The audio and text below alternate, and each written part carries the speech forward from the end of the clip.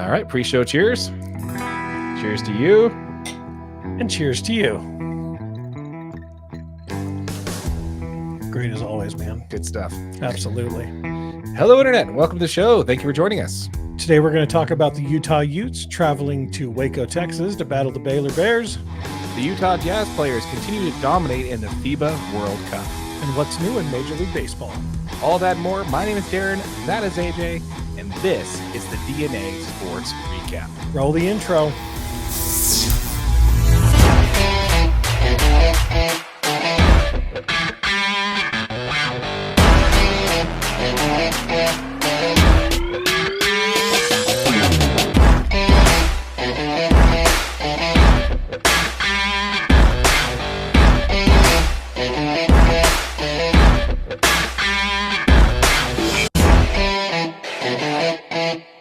If you are part of the 95% of our audience that is not subscribed, please consider doing so. Thank you. But first, before we jump into the content, we'd like to take a second to announce our giveaway. We are going to be giving $500 of AdSense revenue, the first $500 back to our subscribers. 5 subscribers will get $100 each. For that to be you, please make sure that you subscribe to the channel and continue to watch. Stay tuned for more. We appreciate it, guys. But it's game week. It's game week, man. For the University of Utah.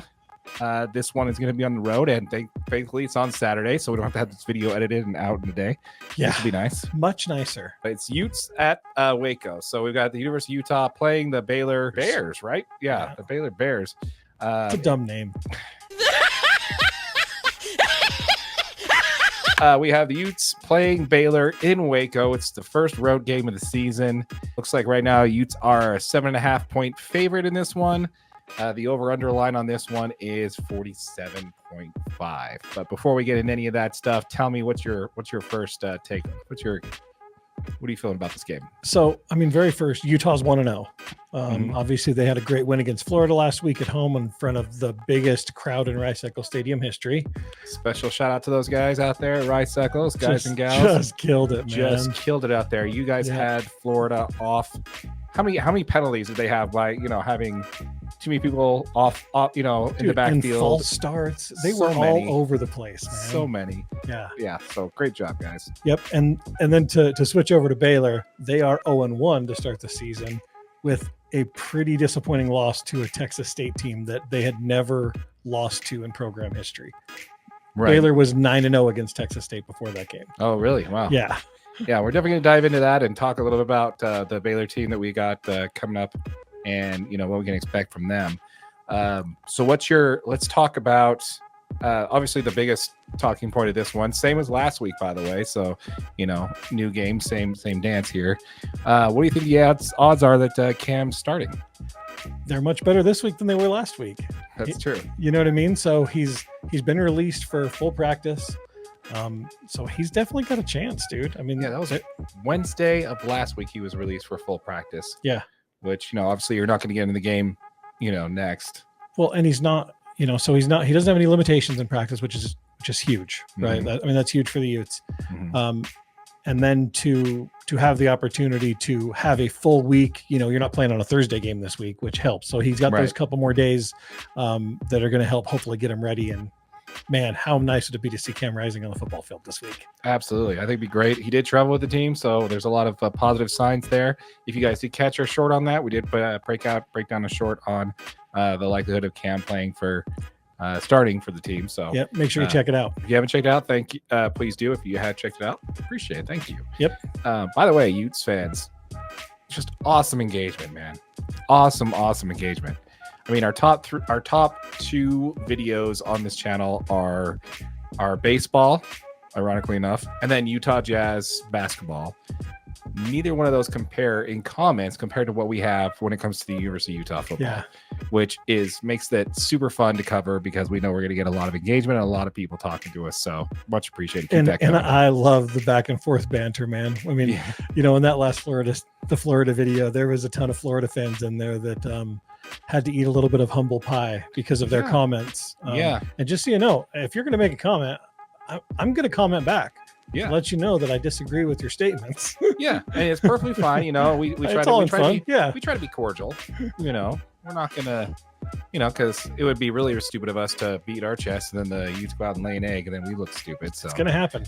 we are going to make sure that we kind of just bring our So, to facts. be honest, to the fight, I think I think the Utes are going to win every game this year. I think they're going to go undefeated and become national champions. There's a very good chance of it. Yeah, I actually want to talk to you about that in a minute. So you just spoiled one of my questions, but we'll get to that in a minute. But yeah, so let's talk about a little bit about Baylor. Right now, they're coming off one of the biggest surprises in Week 1 in college football. How they lost at home to Texas State, 42-31. Blake Shapen, he is out for 2 to 3 weeks with an MCL injury. Be prepared for that to be longer, by the way. An MCL injury, those things, that's not, unless it's just a slight strain, that thing, those are, and that's not something you're going to rush him back onto the field for either. Absolutely not. What I mean? Like you're, especially if he's your long-term quarterback, like you're not going to be pushing him back on the field to go get hurt again. Yeah, exactly. So that's not something I'm going to really push out, and but it doesn't really matter to Utes football, at least not until next year when these guys are actually conference rivals, not rivals, but conference foes. Yep. So they're going to both be in the same conference next year. So this is a nice little preview to that. What that we have to look forward to there. So yeah, our first Big 12 opponent. Pretty cool. I think that's pretty interesting to dive into. Do you think he? I don't think you actually answer me. Is he starting or no? I don't think so. Yeah, I don't think. I don't think so. I think that the Utes feel pretty confident that they can probably get through this Baylor team. This team's not as good as the Florida team we played last week. Okay. Utah can most likely get through this Baylor team if you can give Cam Rising 2 more weeks. Obviously, the game against Weber State next week is one you're going to look past. Don't get me wrong, nothing against Weber State. They're actually a great team. They're one of the top 10 teams in the FBS or the FCS. Yeah, so they're a great program, but you're going to be really overmatched, against a Utah team that just has recruited really well. But I think if you can give Cam Rising 2 more weeks and you can get him out on the field at 95 or 100% because he's recovered and in football shape, you're going to be ready to put him on the field when that Pac-12 schedule starts.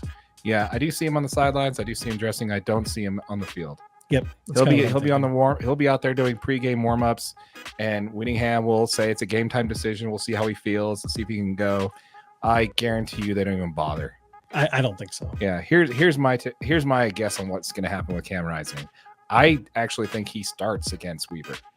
Oh, really? I think they're going to give him, and he's going to play 1 quarter, and they're going to shut him down. But I think they're going to take this week off for him, make sure he's 100%, go, and then they're going to put him in. What's the best? That's probably going to be the best chance that they're going to have before going into to get some live game reps. Yeah, before going into Pac-12 play. Yeah. By letting him have some in-game reps. I love that idea. So yeah, I think he starts against Weber. I don't think he's in there long. I think he does a couple drives, but other than that, they see where he's at. They pull him out before they're even out of the first quarter, I think. Yeah. So that's my idea. I love that idea, dude. Yeah. Now let's go ahead and talk about that. As far as, do we have any concerns there? The fact that we're going to be running out Bryson Barnes and Nate Johnson again as a dual quarterback option again. My opinion is no. I think you're going to see Bryson Barnes come out with much more confidence. I think you're going to see even more reps from Nate Johnson, especially if Baylor struggles to stop the run. They did not stop the run very well last week. No. Their O-line really, really struggled. Or I'm sorry, their D-line really, really struggled.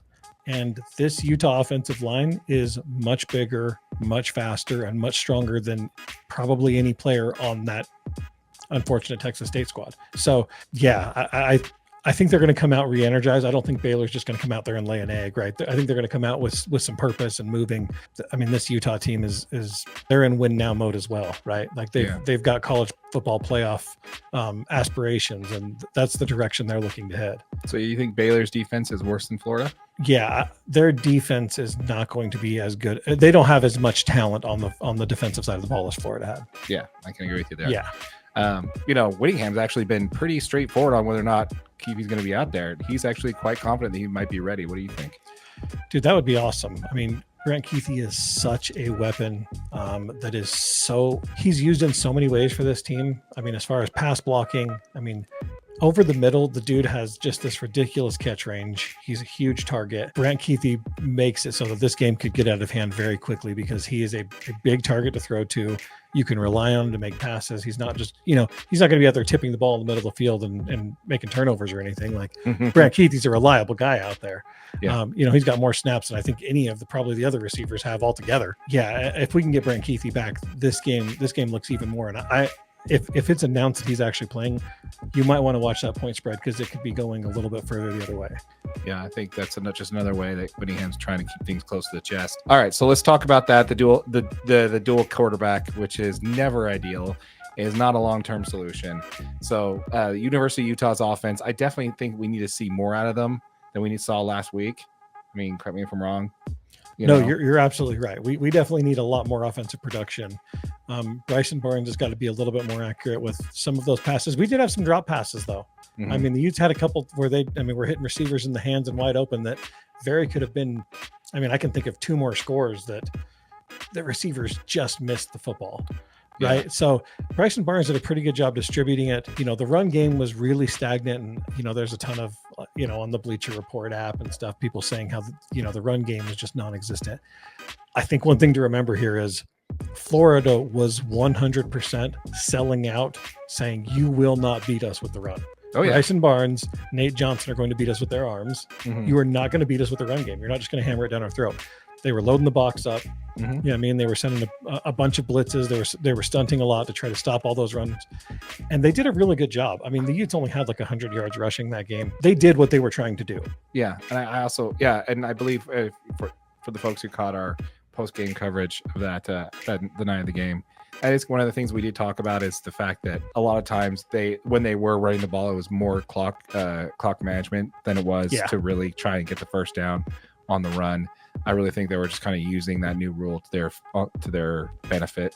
Absolutely. So I definitely see the run game being a little bit more of a factor for Utah this week than it was last week. Here's a couple of things that I do want to point out that we did mention on that post-game video is that Florida did outgain Utah 346 yards to 270 yards. Everything is from completed passes, rushing yards, everything. If you didn't know the score, you would have sworn Florida won that game. And it's just a lot of key pieces that Utah's defense caused key turnovers and key penalties and stops that really caused Utah to win that game. Between you and I think defense is really what won that game for Utah last week. 100%. I definitely think we're going to need to see more from this Utah offense, who actually only went 3 for 13 on third down conversions last week. Yeah. So we're definitely going to need to see that be a little bit more prevalent. I mean, they both did run for a touchdown. Both Nate Johnson and Bryson Barnes, respectively, both had a rushing touchdown each, which was nice because you wouldn't expect that from both quarterbacks. Yeah. So especially because Bryson Barnes typically looks like there's a trailer attached and you're just like, Bryson, unhook the trailer, bro. Let's go. Yeah. So when I saw that, I'm like, okay, interesting. But I mean, the play that he broke away, dude, I mean, he kept his eyes downfield. He was threatening to throw. Mm-hmm. And I mean, he made a great run. Opened up, man. Yeah. He opened up and he got to the corner. And I don't know. I think that when we see Bryson Barnes and Nate Johnson this week, I think we will see a better version of them again this week. I think you could see the electric Utah offense that we kind of saw from Cam Rising, because there's always some truth to first game jitters and getting out. Florida's a really talented football team, but I think now you've had a chance to dig in, get into your weekly routine, go out there, prepare, watch film, and I think these guys are going to be ready to go and to put some points on the board against Baylor. Bishop had a great game last week. We're going to definitely need to see another stellar game out of him. 11 tackles, a sack, and a forced fumble. Definitely going to need to see more of that. I believe we actually on ESPN 700 this afternoon, Spence Checkett's The Drive. I don't know if you ever listened to his show. I haven't. But he actually said that Utah actually started without 4 of their 4 starters on the defensive end last week. And we're going to have a lot more healthier team starting this week than we did last week, Isn't that scary? Which is promising. So yeah, the strategy the Utes deployed, this is something you and I both brought up, which is a huge concern coming into this week, is the Utes cannot play the same strategy down the stretch against Baylor that they did against Florida, where they basically just put themselves to manage the clock and just try not to lose the game. They're dealing with a first-time starting quarterback with Blake being out and this new starter they have, which was Sawyer. Yeah, Sawyer Robertson. Yeah. Which he was a transfer from Mississippi State. This kid's no slouch. In the time that he got pickup that he did last week, he threw 6 for 12, 113 yards, ran 31 yards. He also threw a pick. And had a fumble. My concern is not so much for Sawyer Robertson as it is this terrible Baylor offensive line. That offensive line, so I rewatched, all the highlights for this, and they really, really struggled to stop that Texas State defense. I was looking up at, how many returning starters and stuff they had, and Baylor didn't return a whole lot of talent.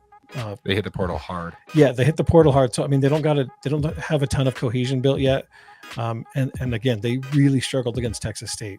The level of difficulty for them is stepping up huge. They're going to be facing this Utah D line that played really, really well against an ultra talented Florida offensive line. Mm-hmm.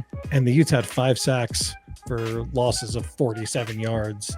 And that was without Junior Tafuna. Mm-hmm. He dressed, he was on the field out there, but he didn't end up playing. So, Junior Tafuna is most likely going to be out there for this game. And that dude is a beast. He's an all-conference selection for a reason. The Utes only gave up 13 yards of rushing on 21 attempts for 0.6 yards per run allowed. Mm-hmm. Florida really struggled to move the ball on the ground. And I think we're going to see very much of the same against this Baylor team. Utah has a really, really strong defense, and with a first-time starter on your quarterback and an offensive line that's really struggling to build any cohesion, I think this could be a really long day on that side of the ball for Baylor. Do you have a concern for the University of Utah going into this game? I think the Utes, the offense is going to be the big concern. Can they continue to put points on the board? I feel like they're going to be able to slow the other team down, but can they keep their foot down, score the football, and keep the offense moving to, get your defense a break and keep them off the field a little bit. I think the Utah D is going to be just fine. I think the Utah offense is going to be the only concern that we actually do have. Yeah. Surprisingly, special teams played really well for Utah. Jack Bomeister played really well. He was the Pac-12 Player of the Week for special teams. Had some great punts. We actually have a field goal kicker that can kick the ball. Great punts, man. All right, so again, Utes are favored 7.5 points on this one. Do you think they cover that? I do. I think the Utes cover. Okay. The over-under line, we have them at 47.5. Are you taking the over or under on that? I'm taking over. Oh, wow. So you think it's going to be a high score now? I think if the Utes offense can get it going, there will be some points scored. Nice. I see. I don't want to see it this way, but I see Utah's strategy continuing to be similar to what they did last week. And I see once they get control of the game, they're going to take the foot off the gas a little bit, which I don't want them to see. I do see them covering the spread of 7.5, but I actually think that it's going to be a lower scoring game. I'm just going to say 24-10 or 24-13. So you're going to take the under. I like it. That's kind of what I'm thinking. It's actually a pretty safe bet, probably. Yeah, that's where I'm thinking it's going to end up anyway. You got anything else on University of Utah? That's it, man. Go Utes. All right, so let's go ahead and make the shift over to a little bit about, let's talk about the Utah Jazz and how they're faring in the FIBA World Cup. How's that sound? That sounds great. All right. You talk some while I drink some. Excellent. Well, my good friend Jordan Clarkson had the play and the game that we'd all hope to see Jordan Clarkson play every single time he's on the court. He had 34 points, 2 rebounds, 3 assists in the game against China, scored 20 points in the final 5 minutes, including 5 straight 3-pointers. 5 consecutive 3-pointers. That is insane. That's hot. Craig Bowler-Jack refers to him as the flamethrower, and that is the reason. Obviously, he had motivations behind that. Let's go ahead and talk a little bit about that. Yeah, this Philippines team has really struggled in this tournament so far. Jordan Clarkson's the only NBA player on the team, so they really look for him to kind of lead that team. They hadn't won a game in this tournament yet, so he really stepped up. He led the way. You could tell that he had some motivation to make sure this team left this tournament with at least one win by obviously this excellent showing. Excellent showing. Yeah, absolutely. Interesting stat that I'd like to bring up when it comes to this is player rankings. And this is according to FanSided. You have Clarkson, who is averaging 26 points per game, shooting 41%. And he is number 2 when it comes to top scoring players, NBA players in the league. Yeah. And number 3, you got Laurie Markkanen, who's averaging 25 points per game, shooting 50% from the field. I am rounding up. Yes, it is 24.8. Yes, I'm just rounding up. Thank you. That's actually third behind only one other player, and that one player who is number 1 is Luka, who is finishing ahead of those two at 26.4 points per game. That's kind of crazy, especially since the highest performing player is Luka Doncic, who's one of the most talented basketball players on the planet. Yeah. I always thought it was funny. I didn't bring it up. We should have brought it up, but there was a lot of talk about before this tournament started about how Luka's in shape. We got in shape Luka. It was like, oh, he's getting ready for the league. He's getting ready for the NBA. I'm like, no, he's getting ready for the tournament. He's getting ready for this tournament. Yeah, this means something to these guys. Yeah, it's very similar to the World Baseball Classic. A lot of these players that are on these teams will take greater pride in winning this tournament than they would winning an NBA title. Oh, yeah. Don't think that they don't want to win a title in the NBA, but they definitely are prioritizing this tournament a lot more than you would think. So let's go ahead and talk about Simone Fontecchio, shall we? I think it's a great idea because this dude has been absolutely tearing it up in this tournament so far, man. Yeah, averaging 18 points per game, shooting 43% from the field. His team has better talent than Markkanen or Clarkson has. So I think that actually makes this a little bit more impressive. I agree. Because he has a more talented team around, and the fact that he's able to be this efficient for a better team. Yeah, this Italy team's like, they've actually got some really talented players on it. And Simone's, he's done a really good job playmaking and going out of his way to make sure other players are scoring. He's really impressive, man. I just, it's crazy because you see him at the end of the Jazz bench and he hasn't got a ton of minutes, but with the way that he's performing in this tournament, it really makes you hope that obviously all of the Jazz coaching staff are watching, and he might get some extended minutes and a chance to show all these things he can do and take it and help the Jazz out with once this regular season gets started. He's shooting well. He's playing really good defense. Really, really tough defense, man. Which I was very impressed to see. I didn't think he had that in him. So that was really good to see. I mean, you see that one where he triple faked, what's his name? Austin Reeves. Yeah, Austin Reeves. That's what it was. Oh, he triple faked Austin Reeves and had him basically falling out of his shoes practically. It's just surprising because, I didn't think he had those kind of handles and just playmaking game. I've watched quite a few highlights on Simone, and he makes some great passes. He makes some great reads up and down the floor. He moves really well. Like you said, his defense is actually a lot better than I expected it to be. He is turning out to be a very impressive player, and this is the kind of stuff you like to see. This is where Laurie Markkanen kind of shined last year. Mm-hmm. Hopefully Simone's taking advantage, and he keeps getting the opportunity to put some minutes in and impress this Jazz coaching staff. Absolutely. So let's go ahead and talk a little bit about the players left going into the quarterfinals, shall we? Yeah. So let's go ahead and first talk about our boy Kelly Olynyk for Canada. What are your thoughts on Kelly Olynyk and how well he's performing out there? Kind of like I'd mentioned before, man, Kelly Olynyk is a really, really good playmaker that just continues to kind of wow me. I don't think I realized that he passes and sees the floor as good as he really does. He makes some crazy good passes. He's always got his eyes up the court, to make passes to get easy buckets. His defense has actually looked pretty good for Kelly Olynyk. You don't really see him playing a ton of defense with the Jazz. He's not, they don't put him in a ton of positions to be that guy. No. His defense looks really good. Kelly Olynyk's been very impressive, and this Canada team looks super tough. Yeah, they had a big win over Spain, who was the defending champion, to secure a spot in the quarterfinals. Play of Olynyk now, he logged only about 19 minutes in that game, scored 6 points, had two rebounds. Not exactly his best performance, but still, I would say that he definitely, again, contributed to keep them from being knocked. Yeah. Olynyk is definitely the intangibles, the stuff you don't see on the stat sheet type guy. Yep, absolutely. And he's a big glue guy. He's been with this team a really long time. He's watched a lot of these young Canadian players come up from high school and, all of these lower ranked teams. And he's kind of been there to kind of mentor him and take him up into this tournament and show him like, hey, we've got some really talented basketball players in Canada. Yeah. We can compete at this level. And like you said, he's willing to do all the stuff that you don't see on the stat sheets to make sure they're successful. Yeah, and again, to mention again, Spain did win this, the defending champion on this, and if Canada lost this game, they would be knocked out of contention. So yeah, the fact that they're able to get that and move on, super cool. So yep, good luck to Canada in the semifinals. So let's move on to Italy with Simone Fontecchio. Obviously, they eliminated Puerto Rico in a game that wasn't really that close, 73-57. I just think what Fontecchio's been able to do in that game, he had 12 points and 12 rebounds. And again, another great showing on the international stage for him. Currently, he's averaging 18.4 points per game in 5 games of action so far. But again, they did play the U.S. Italy did play the U.S. Yeah, first round of the quarterfinals, they go up against a obviously very talented U.S. squad. They end up losing at 100-63. Mikal Bridges for the U.S. has just an outstanding game. He scores 24 points. So Simone Fontecchio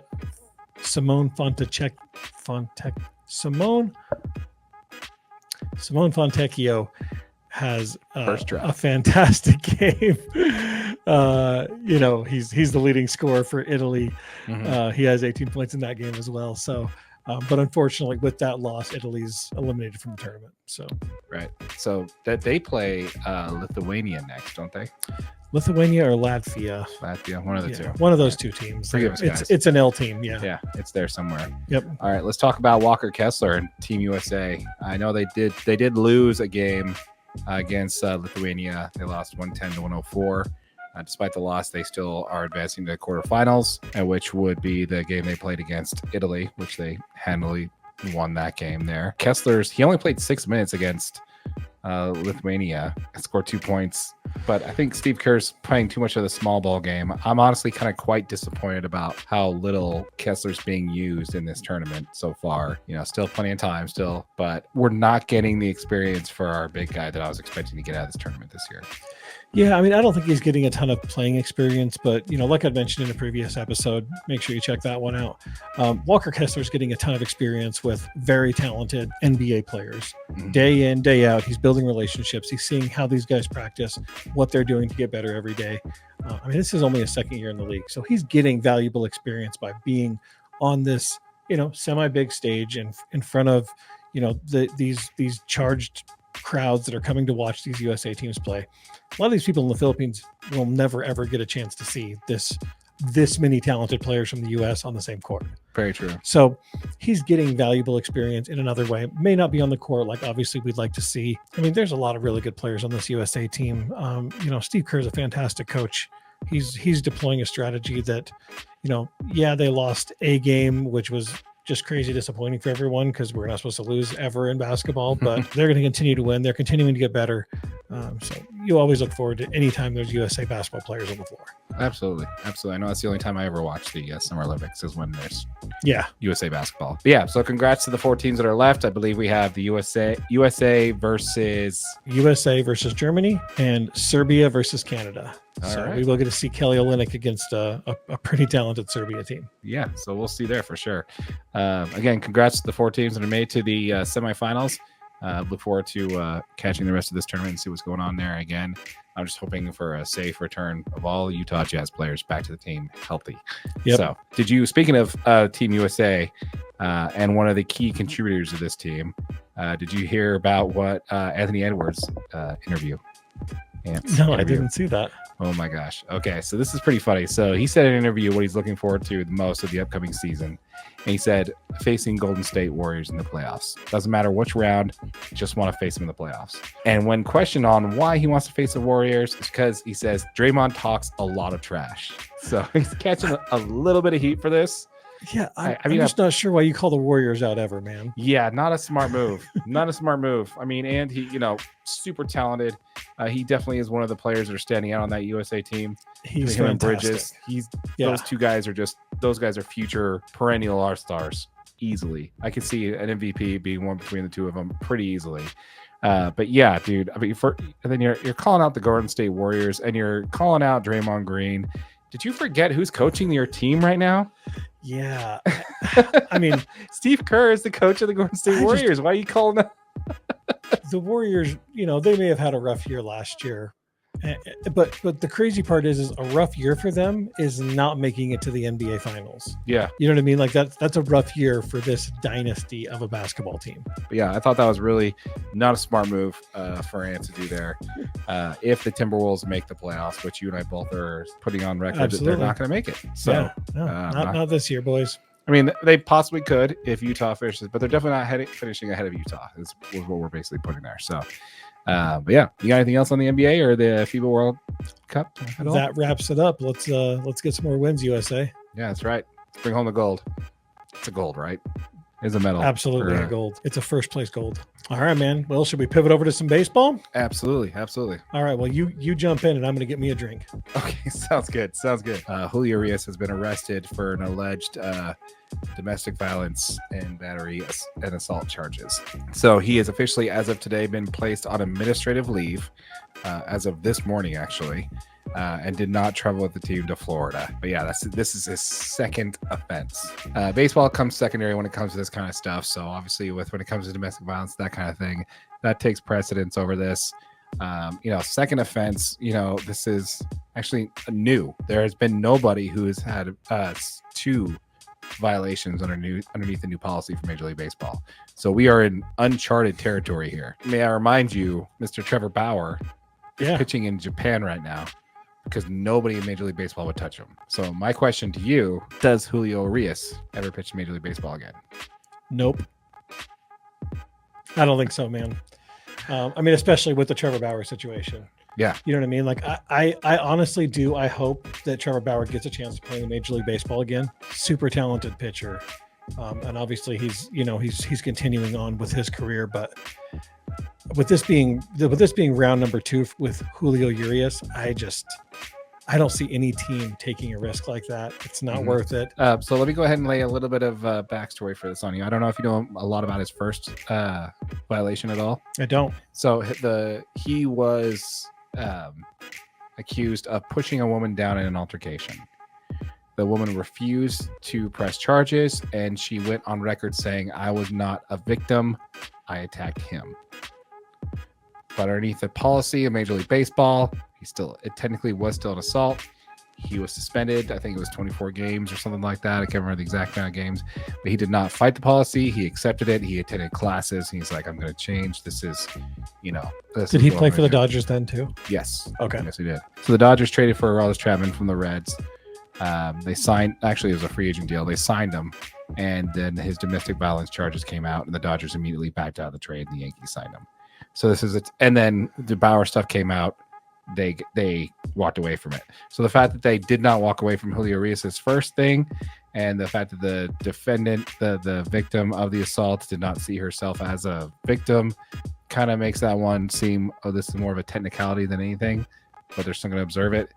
This one, there's not a whole lot of detail on what happened here that has come out yet. Before recording this, I've looked it up. There still isn't any more detail that's come out on this one. But I agree with you. I don't think we see this guy. He definitely doesn't pitch for the Dodgers again. I'll tell you that right now. Which is pretty crazy considering he's 27 years old, man. Yeah. And he's now successfully ruined his whole career. Yeah. Because he can't keep his temper under wraps, right? Yeah. This guy was up for free agency this year, and he has Scott Boras as his agent. Scott Boras is ruthless for milking teams for every last dime for his players. So he was on point to get a pretty decent bag, $200 million contract. And yeah, on the eve of this, 30 games left before the off season. And basically just kind of ruined his life. Honestly, much deserved. Yeah. Seriously. Like, if you can't keep your hands to yourself, you can't keep your temper under control, you get what's coming to you on this one. I really don't feel bad. I mean, after the 2019 charge, he completed his 52-week domestic violence counseling program. Mm-hmm. You'd think that would have set your mind straight. Like, oh, hey, this is serious. I was suspended 20 games by the MLB already. I kind of like getting paid all these millions of dollars every season. All I have to do is just not hit people. Right. It's such a terrible decision. And it's really rough to see because these guys are really talented. And to see him kind of go down like this. Yeah, But yeah, absolutely. I don't think he's got a chance in the MLB again. Yeah, before this, I didn't think the Dodgers were going to re-sign him just simply because he didn't pitch this well this year, and Scott Boras is his agent, so I didn't expect to see him in Dodger blue after this. I don't expect to see him in a Major League Baseball jersey after this. Period. Yeah. So, which is from a baseball perspective unfortunate because now the Dodgers are down another arm going into the playoffs this year, which we'll talk a little bit about the playoffs here in a minute. Sorry, Dodgers fans. Yeah, but this one is definitely this is this is definitely above and beyond baseball right now. So Julio Urias, out on administrative leave, probably done with the Dodgers, and definitely probably done for the season this year, and probably done in Major League Baseball.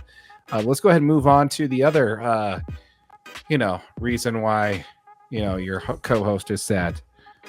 Let's go ahead and talk about the NL showdown that went down this weekend.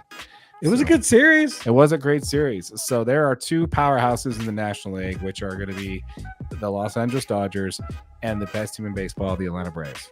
Go Braves. Yeah. So the Braves do have the best record in baseball. They're on a teared pace, and basically two titans of National League met this weekend with the Dodgers and the Braves playing a 4-game series in Los Angeles. Hey, Darren, why don't you tell us how this series went?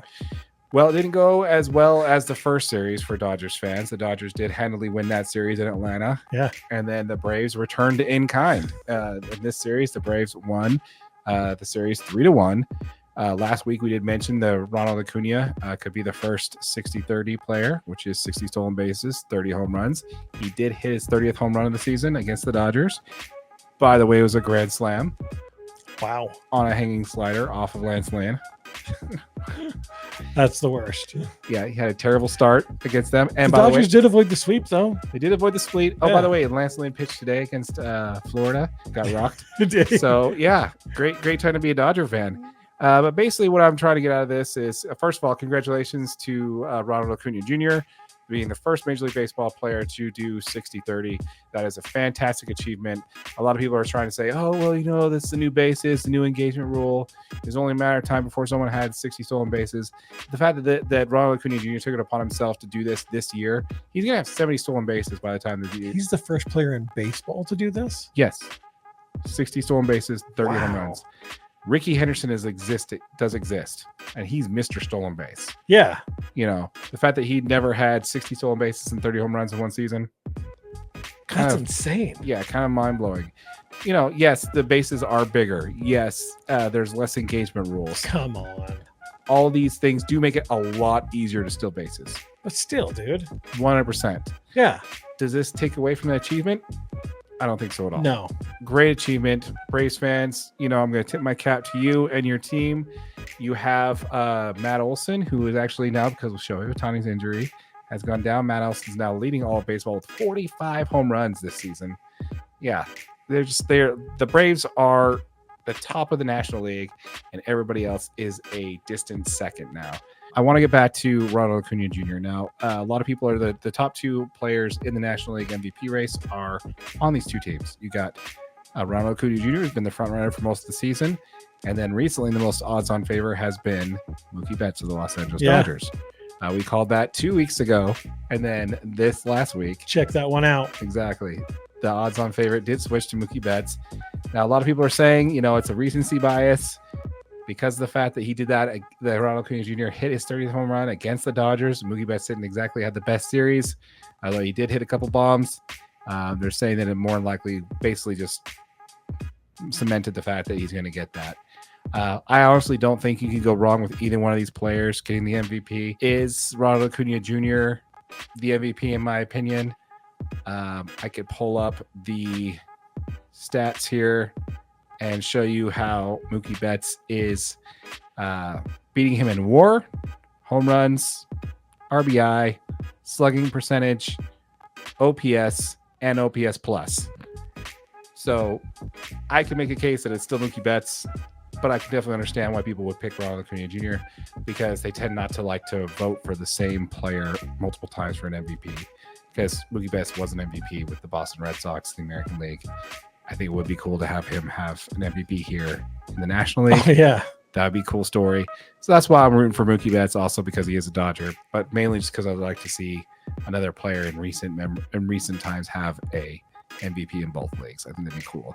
But honestly, if Ronald Acuna gets it, it is well deserved. So very, very cool. But yeah, so that's kind of what happened with the showdown in the National League this weekend. The Braves did get the upper hand on that, and the Dodgers have lost 5 out of their last 6, so they're kind of on a downward spiral right now.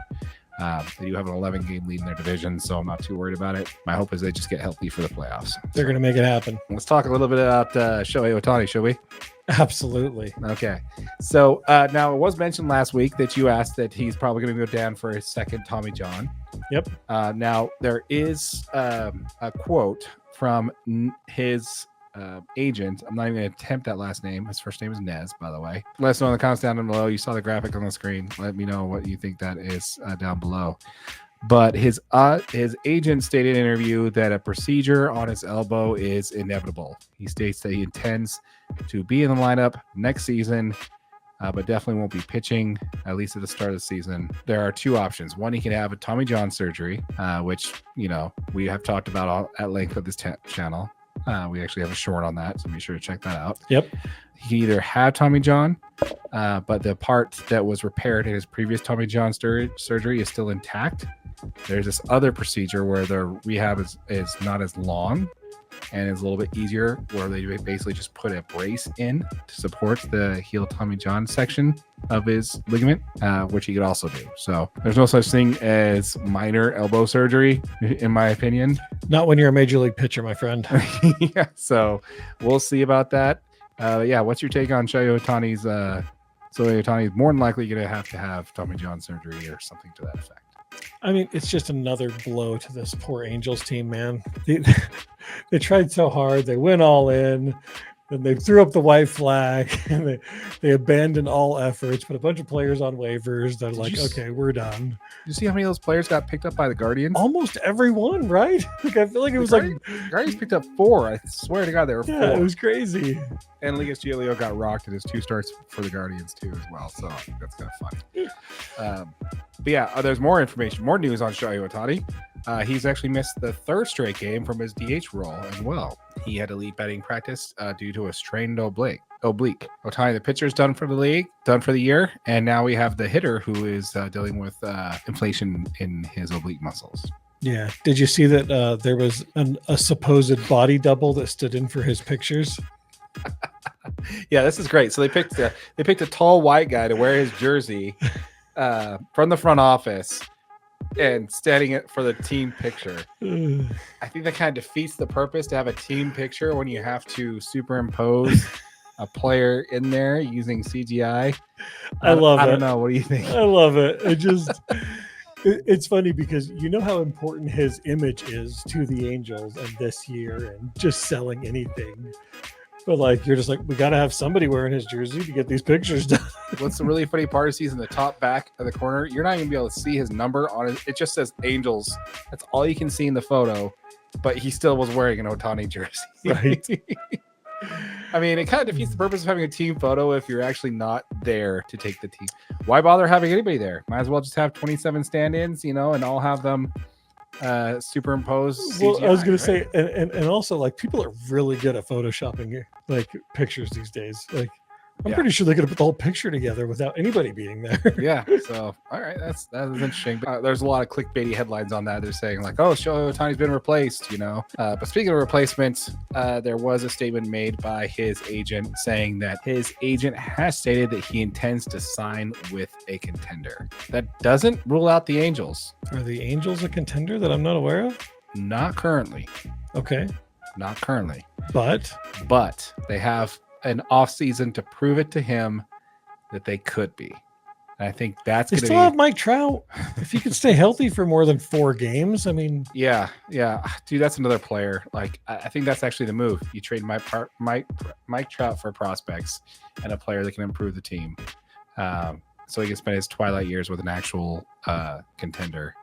And you prove to Shohei Ohtani you're building around him and get him to a point where he can actually contend. If you get the Angels into the playoffs next year, I think Shohei Ohtani is a happy player. It's because he's got a chance to do something, But yeah, I actually think that's a great statement to hear from his agent that he wants to play for a contender. I don't think this takes the Angels out of contention. Like I said, they just have to prove to him over the winter that they're going to build a contender around him and soon and have it be this year. Yeah. They already pushed the chips in the middle with a bunch of players that are not going to be on the roster next year. They're not going to pick up any of these options. They already waived half the players they picked up. So, you know, they don't have a huge payroll commitment next year. I think they got a shot to do something with them. But yeah, they're ready to pay Shohei. You know what I mean? Like Yeah. they're ready to double down, say we're willing to pay you the money. Everyone knows you're due it. Regardless of your injuries, you're still one of the best baseball players on the whole planet. Yeah, his agent did go on record saying, yes, while he won't be pitching next year, it's his goal to rehab to the point where he's doing both at the same level he's doing it currently. Yeah. So there are players that do a second Tommy John, and they have come back from it pretty well. Walker Buehler is actually doing a rehab start right now. He's on his second Tommy John. He's not hitting 99 on the gun yet, but, you know, again, he's only 18 months removed from his Tommy John surgery. So the fact that he's already back and ready to pitch is pretty impressive. Yeah. But yeah, so all I know is that I think that statement by his agent, I think his chances of re-signing with the Angels just dropped a little bit, but I don't think necessarily they're out of the running yet. I hope he comes back, man. Like I said in a previous episode, I think there is so much value to loyalty in some of these players. It's one of those old school takes that teams give you an opportunity to be successful. Literally, the least you could do for them is just stay loyal. You know what I mean? They're willing to pay you the money that anybody else is going to pay you. True. Show a little bit of loyalty. Yeah, no, and I get that. And you know how we talked about on a previous episode, though, how just one little wrinkle on that. You know, I mentioned in a previous episode that they've never made the playoffs with Mike Trout and Shohei Ohtani on the team. Yeah, I'm gonna put that another peg down. They have never had a winning season with Shohei Ohtani and Mike Trout. For real? 7 seasons. They have not had a winning record with the two best Shohei's players. been with the team for 7 seasons. Yeah, 2 of the best players of all time on the team. They haven't had a winning season. That's almost hard to believe. Yeah, it's pretty bad. Yeah, that's crazy. Let's go ahead and dive in one more thing on the Angels here. Let's just pile it on. Did you hear the latest? Sorry, Angels fans. Yeah. Did you hear the latest about Anthony Rendon? Okay, so if you see our shorts, one of the first shorts we did, actually, the new rules was the first one that we did. Yeah. But we did another short on Anthony Rendon where we said that he swung at a fan and missed, and that's basically been his career with the Anaheim Angels. Right. Is swinging and missing. Well, it didn't get any better. So recently in an interview in the locker room, you know, he's hurt. He took a ball off the shin. He found the ball off the shin and went on the IL, and he's been out for about 3 to 4 weeks now. And so part of the media asked him, hey, can you give us an update? How you feeling? And he said, no hablo inglés today. Put on a hoodie and walked out. For real? Yeah. This is the second highest paid player on the team. So is he just trying to burn his whole career straight to the ground? Yeah. I don't know what this guy's doing. Like, these guys are just trying to do their job. And you could easily just say, hey, you know, the shin's still bruised. I'm working through it. I'm trying to get back on the field. You know, I'm in the training room every day, trying to get her out there. And then no one's going to bother you for weeks. You can give a super vanilla answer to the media. Yeah. Like, that's your job. Yeah. And previously, when someone asked him, because he was on a wrist injury earlier, yes, this guy has literally played out of the 3 seasons he's been with the Angels so far, being the second highest paid player on the team. He's played less than 100 games. Keep in mind, baseball is a 162 game a year sport. And he's played less than 100 games. And in those 100 games, he has been below average of a player. Not even average. He's been a below average player. Previously, when he had a wrist injury, someone asked, hey, Anthony, can you give us an update on your wrists? He's like, yeah, I have 2 of them. And he walked away. Yeah. This guy is just real piece of work. And he was actually up to be a Dodger. And I'm glad that he said, oh, I don't want to play in LA. That's too Hollywood for me. So yeah, that's the Angels have to deal with that. And I feel bad for Angels fans. You guys go ahead and keep him. Yeah, there's actually been called from a lot of Anaheim fans to tell him just to release him. Just release him.